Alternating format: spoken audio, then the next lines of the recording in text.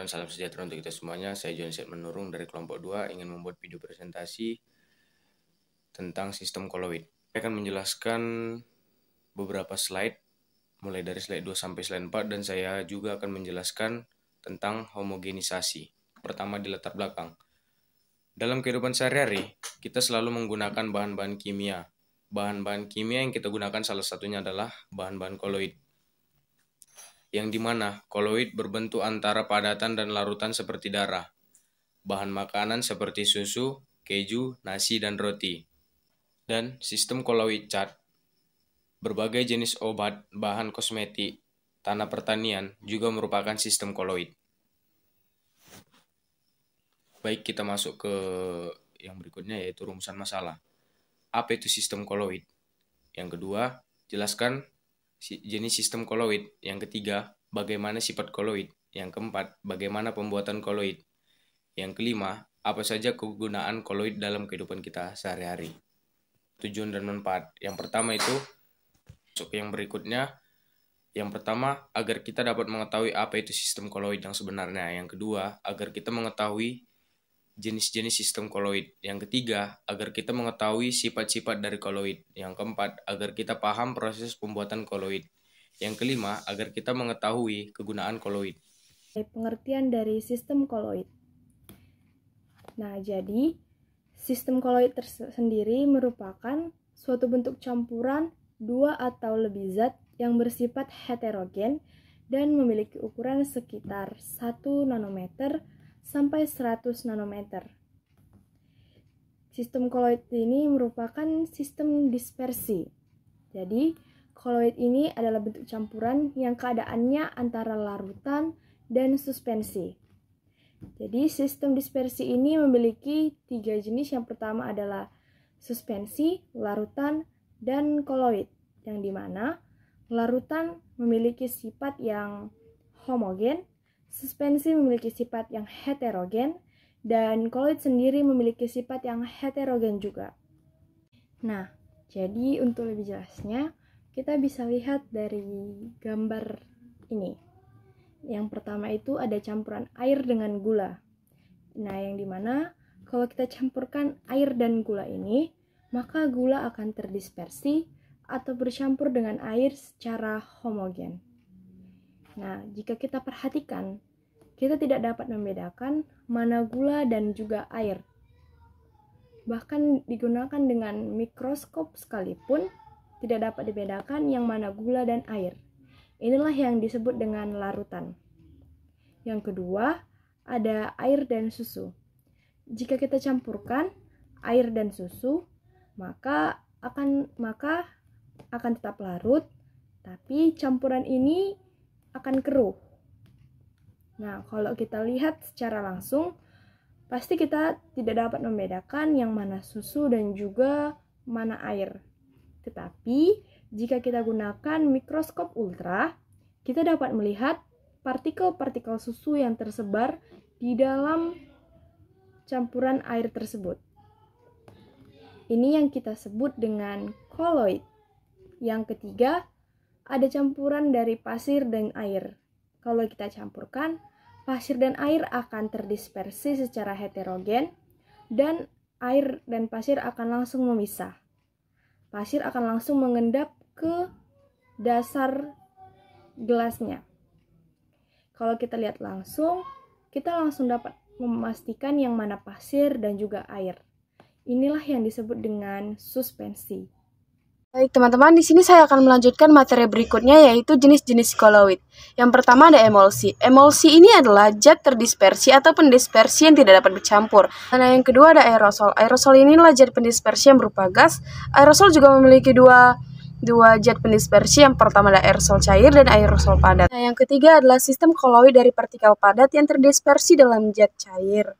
Nah, yang keempat ada buih. Buih ini adalah sistem koloid dari gas yang terdispersi dalam zat cair, dan buih juga terbagi menjadi dua, ada buih padat dan buih cair.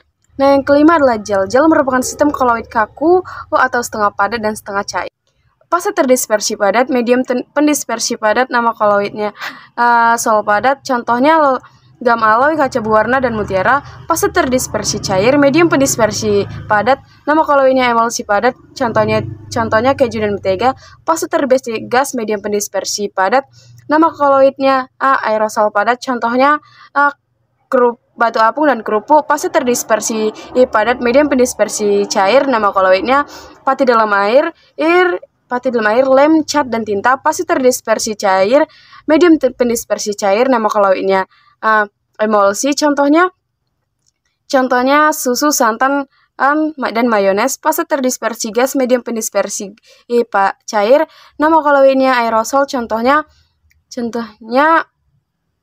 krim dan pasta. Fase terdispersi padat, medium pendispersi gas. Nama koloidnya aerosol padat, contohnya debu dan asap. Fase terdispersi cair, medium pendispersi gas. Nama koloidnya aerosol cair, contohnya awan dan kabut. Sifat-sifat koloid. Yang pertama ada efek Tyndall. Apakah teman-teman tahu apa itu efek Tyndall? Efek Tyndall pertama kali ditemukan oleh seorang ilmuwan asal Inggris bernama John Tyndall. Efek Tyndall merupakan efek yang terjadi jika suatu larutan terkena sinar cahaya, maka larutan tersebut tidak dapat menghamburkan cahaya. Sedangkan pada sistem koloid, cahaya akan dihamburkan. Hal itu terjadi karena partikel-partikel koloid mempunyai partikel-partikel yang relatif besar untuk dapat menghamburkan cahaya. Kedua ada gerak Brown. Gerak Brown ialah gerakan partikel-partikel koloid yang senantiasa bergerak lurus atau tidak beraturan. Gerak Brown juga disebut gerak zigzag. Nah, teman-teman, di sini saya akan tunjukkan video tentang gerak Brown ini yang tidak bisa kita lihat secara langsung dengan mata kita. Di sini saya akan melanjutkan presentasinya, yaitu tentang absorpsi. Absorpsi ialah peristiwa penyerapan partikel atau ion atau senyawa lain pada permukaan partikel koloid yang disebabkan oleh luasnya permukaan partikel. Koagulasi koloid. Koagulasi koloid adalah penggumpalan partikel koloid dan membentuk endapan. Muatan koloid dan elektroforosis. Muatan koloid ditentukan oleh muatan ion yang terserap permukaan koloid. Elektroforosis adalah gerakan partikel koloid karena pengaruh medan listrik. Jika ke dalam koloid dimasukkan arus secara melalui elektroda, maka koloid bermuatan positif akan bergerak menuju elektroda negatif, dan sesampai di elektroda negatif akan terjadi penetralan muatan dan koloid akan menggumpal atau koagulasi. Selanjutnya koloid pelindung. Koloid pelindung ialah koloid yang mempunyai sifat dapat melindungi koloid lain dari proses koagulasi. Selanjutnya dialisis. Dialisis ialah pemisahan koloid dari ion-ion pengganggu. Dengan cara ini disebut proses dialisis, yaitu dengan mengalirkan cairan melalui membran semi permeabel yang berfungsi sebagai penyaring. Yang terakhir yaitu koloid lyopol dan lyopom. Berdasarkan sifat absorpsi dari partikel koloid terhadap medium pendispersinya, kita mengenal dua macam koloid. Koloid lyopol yaitu koloid yang senang cairan, atau bahasa Yunaninya disebut lyo, sama dengan cairan. Pilia, senang.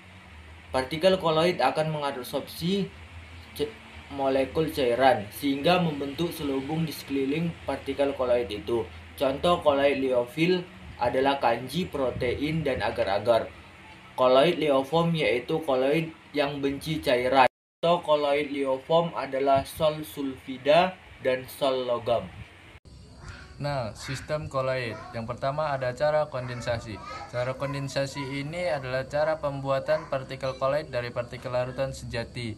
Cara ini umumnya dilakukan melalui reaksi kimia, dan ada 3 jenis reaksi yang dapat menghasilkan koloid, yaitu reaksi hidrolisis, reaksi redoks, dan reaksi metasis.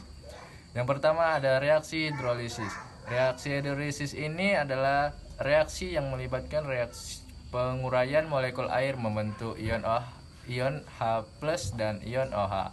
Reaksinya yaitu FeCl3 dan 3H2O menghasilkan FeOH3 dan HCl. Nah, saat larutan FeCl3 dilangsungkan dalam air mendidih, akan terjadi reaksi antara ion-ion OH- dengan FeCl3 membentuk FeOH3. Nah, selain itu, FeOH3 yang terbentuk terstabilkan dengan adanya muatan listrik akibat teradopsinya ion-ion Fe3. Hal ini menunjukkan bahwa FeOH3 merupakan koloid. Yang B ada reaksi redoks. Reaksi redoks adalah reaksi yang disertai perubahan bilangan oksidasi. Contohnya koloid sol emas. Reaksi koloid sol emas yaitu 2AuCl3 dan CH3COH dan 3H2O menghasilkan 2Au dan 6HCl dan CH3COH.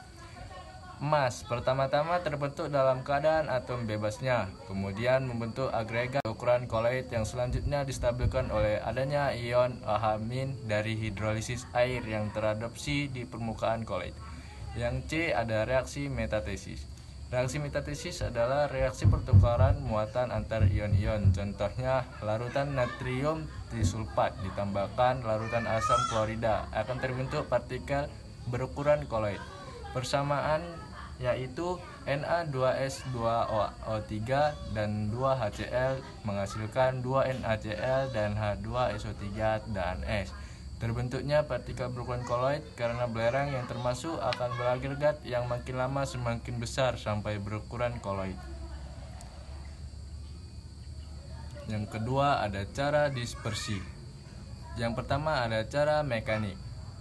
Menurut cara ini, zat yang akan didispersikan dalam medium pendispersi digiling sampai ukurannya berada pada rentang partikel-partikel koloid. Contohnya penggilingan kacang keledai pada proses pembuatan tahu. Yang kedua ada cara peptisasi. Cara ini dilakukan dengan memecahkan suspensi kasar menjadi partikel terdispersi koloid, kemudian menambahkan ion-ion yang dapat diabsorpsi oleh partikel-partikel koloid sehingga koloid tersebut stabil. Adanya pengadukan ini menimbulkan agregat endapan terpecah menjadi agregat-agregat yang lebih kecil menuju ukuran koloid. Kembali agregat yang berukuran koloid dicegah dengan adanya ion-ion yang teradopsi di permukaan koloid. Contoh pembentukan koloid yaitu FeOH3 dari suspensi FeOH3 dengan cara penambahan larutan FeCl3 ke dalam suspensi FeOH3 dalam air dan mengaduknya. Baik, saya akan masuk ke penjelasan yang berikutnya, homogenisasi. Homogenisasi dilakukan dengan pemecahan suspensi menjadi partikel yang berukuran kecil, kemudian dilewatkan melalui lubang dengan ukuran pori tertentu dengan bantuan yang tekanan sangat tinggi. Sehingga partikel yang akan didispersinya mediumnya relatif homogen. Contohnya seperti pembuatan susu. Baik, seperti gambar yang sudah ada di atas ini, ilustrasi proses homogenisasi, saya akan menjelaskan ilustrasinya. Baik, ilustrasinya adalah yang pertama-tama, suspensi dipecahkan menjadi partikel-partikel yang sangat kecil. Kemudian disaring dengan ukuran pori tertentu dengan tekanan yang tinggi, lalu hasilnya akan menjadi koloid. Baik, saya akan masuk ke yang berikutnya, penerapan koloid dalam kehidupan sehari-hari. Yang pertama itu ada penggumpalan darah, yang kedua pembentukan delta di muara sungai. Yang ketiga adalah pengambilan endapan pengotor. Yang keempat adalah pemulihan gula. Yang kelima ada penjernihan air. Audio Jungle.